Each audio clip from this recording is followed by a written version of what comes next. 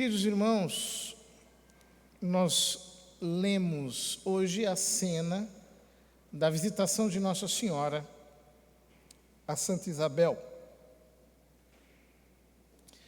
E o texto nos apresenta uma série de paralelismos com outro texto do Velho Testamento, que é justamente o texto de 2 Samuel, no capítulo 6. Esse paralelismo é importante porque é ele que nos permite entender o que um leitor judeu informado das Escrituras entendeu ao ler o relato de São Lucas, ao ouvir o relato de São Lucas. Então, o capítulo 6 de 2 Samuel fala sobre o transporte da arca da aliança para Jerusalém. Diz: Davi pôs-se a caminho com toda a sua gente, indo para Baala de Judá, para trazer dali a arca de Deus, sobre a qual é invocado o nome do Senhor dos Exércitos, que se assenta sobre os querubins. É muito interessante porque, no capítulo 40 do livro do Êxodo, a glória de Deus se manifesta sobre a tenda do encontro, aonde está a arca da aliança, e a sombra da glória do Senhor repousa sobre o propiciatório, a tampa da arca da aliança. E o anjo havia dito a Maria, na Anunciação, evangelho lido ontem: o poder do Altíssimo te cobrirá com a sua sombra. Então ele já está insinuando esta ideia, que começa a desvelar-se no texto, porque o texto de São Lucas diz que Maria partiu para a região montanhosa, dirigindo-se apressadamente a uma cidade da Judéia, a mesma região em que Davi foi buscar a arca. E diz: colocaram a arca de Deus em um carro novo, levaram-na da casa de Abinadab, situada na colina. Asa e Aio, filhos de Abinadab, conduziram o carro novo. Osa andava junto da arca de Deus e Aio marchava diante dela. Davi e toda a casa de Israel dançavam com todo entusiasmo diante do Senhor e cantavam acompanhados de harpas, cítaras, tamborins, sistros e símbalos. Nós vemos que quando Maria chega à casa de Isabel, ela cumprimenta Isabel, e quando Isabel ouviu a saudação de Maria, a criança pulou no seu ventre. Pulou. Assim como Davi pulava, a criança pulou. Quando chegaram à eira de Nacon, Osa estendeu a mão para a arca do Senhor e susteve-a, porque os bois tinham escorregado. Então a cólera do Senhor se inflamou contra Osa, feriu-o por causa de sua imprudência, e Osa morreu ali mesmo, perto da arca de Deus.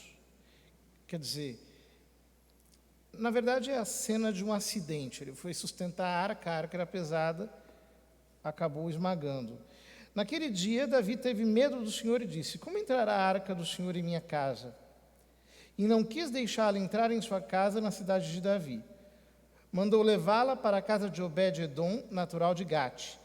Ficou a arca do Senhor 3 meses na casa de Obed-edom de Gate, e o Senhor abençoou-o com toda a sua família. 3 meses, Maria fica com Isabel, até o nascimento de São João Batista. Foi anunciado ao rei que o Senhor abençoava a casa de Obed-edom e todos os seus bens por causa da arca de Deus. Foi então Davi e fê-la transportar da casa de Obed-edom para a cidade de Davi, no meio de grandes regozijos. E diz: o rei e todos os israelitas conduziram a arca do Senhor soltando gritos de alegria, e tocando a trombeta. É muito interessante que Davi havia dito: como entrará a arca do Senhor em minha casa? Isabel diz a Maria: como posso merecer que a mãe do meu Senhor me venha visitar?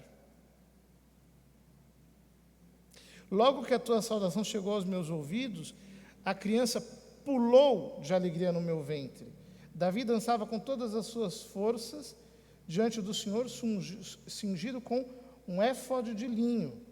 O rei e todos os israelitas conduziram a arca do Senhor, soltando gritos de alegria e tocando a trombeta. Ou seja, os paralelismos são tão grandes que o que São Lucas está querendo mostrar nesse relato é que ela é a arca da nova aliança.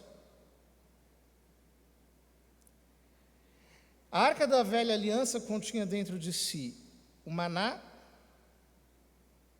os 10 mandamentos, a tábua dos 10 mandamentos e o cajado de Arão.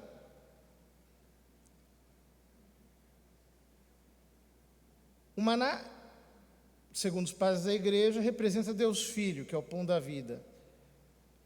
A tábua dos 10 mandamentos, o Espírito Santo, que é a nova lei inscrita no nosso coração. E o cajado de Arão, Deus Pai, a autoridade de Deus Pai. Mas o anjo tinha dito: o Espírito Santo virá sobre ti. O poder do Altíssimo te cobrirá com a sua sombra. E o justo que há de nascer de ti será chamado Santo Filho de Deus. Ou seja, ela é o tabernáculo que contém a palavra viva de Deus, que é Cristo. E por causa disso, ela é um sacrário da Trindade. E todos os gestos subsequentes de Isabel, aquela anciã, já avançada em anos, que representa todo o povo de Israel, já avançado pelos séculos em todo o Velho Testamento, carrega dentro de si um filho, um profeta, que representa essa esperança de Israel que não morreu passados tantos milênios. O profeta que reconhece a presença do Senhor naquela mulher que, portanto, é a arca do Novo Testamento, mas é uma arca viva. Não é como a arca do Velho Testamento, que era uma arca morta. Ela é viva. Ela é alguém que é vivo e que carrega dentro de si o Deus que não é letra morta, mas o Deus que se faz carne para se fazer pão da vida por nós. O pão vivo que dá vida ao mundo. Ela é a arca da nova aliança. O que São Lucas está mostrando é que, assim como a glória do Senhor estava sobre a arca, assim como a arca era o lugar em que Deus se manifestava, assim como a arca é o lugar onde se dava o encontro entre Deus e os homens, no encontro daquelas duas mulheres, se dá o derramar do Espírito Santo. A saudação de Maria, ao ser ouvida por Isabel, faz com que ela fique cheia do Espírito Santo. Por quê? É o Novo Testamento que dá a vida ao Antigo. É o Novo Testamento que traz o Espírito sobre a letra.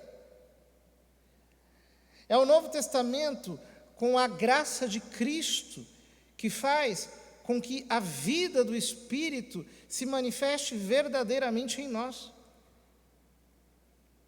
É pela graça do Novo Testamento, dessa nova aliança que Cristo conclui com os homens, uma aliança nova e eterna,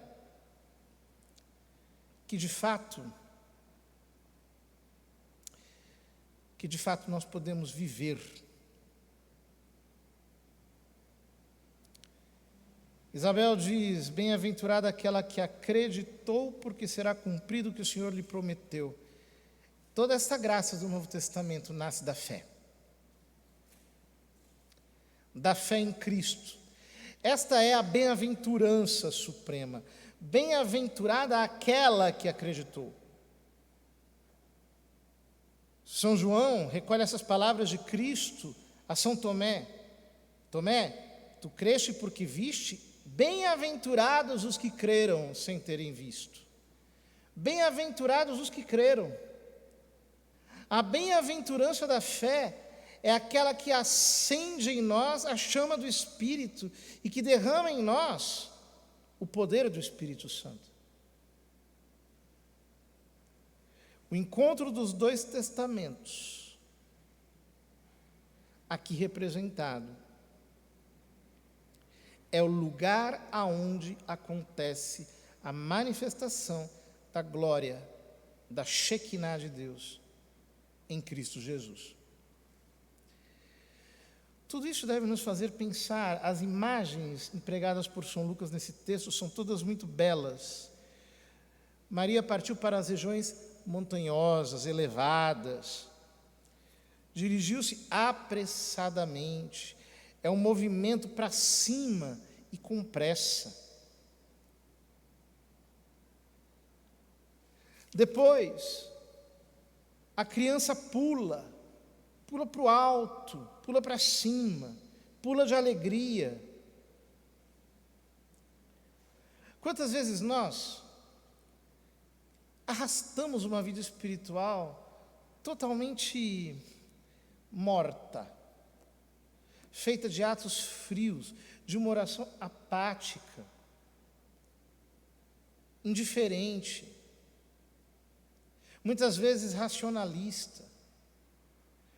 Não tem nada a ver com essa pressa de Nossa Senhora de subir às alturas, com essa alegria que o Espírito Santo causa no menino que pula dentro de Isabel, que exclama, que grita. Não tem nada a ver com a exuberância desse Davi que dança, que salta, que grita, que não se importa mais com nada, que se alegra na presença do Senhor. A nossa vida espiritual só pode realmente ser viva se estiver cheia dessa vibração que vem do fogo da caridade. Quando nós amamos a Deus com todo entusiasmo, sem economizarmos afetos. É isso que Deus quer de nós. É isso que o Espírito Santo produz em nós. Não letra morta, não o espírito do Velho Testamento. Há quantos cristãos ainda vivem segundo o peso da lei de Moisés? Praticam os mandamentos acabrunhados, rezam por obrigação, como quem cumpre um rito exterior, participam dos sacramentos como se fossem ritos mecânicos, vivem o Novo Testamento com a rigidez e, por que não dizer, a senilidade do velho. Aonde está o frescor? Aonde a exuberância do vinho novo? Aonde a exultação, ainda que sólida, dos odres novos, os homens cheios do Espírito do Senhor, que se tornam como Maria, um lugar de onde Deus se comunica, uma arca da aliança. Que nesse nosso grande ritmo de preparação para o Natal, nós não percamos a alegria de celebrar a festa do Salvador mas que nós a renovemos com entusiasmo, com festa, com júbilo. Tudo que o Senhor quer é cristãos que jubilam verdadeiramente na sua presença, como crianças que dão hosana àquele que é o filho de Davi, aquele que nos traz a presença de Deus, aquele que vem das montanhas de Judá para Jerusalém, para dar a vida por nós, a fim de que nós tenhamos vida.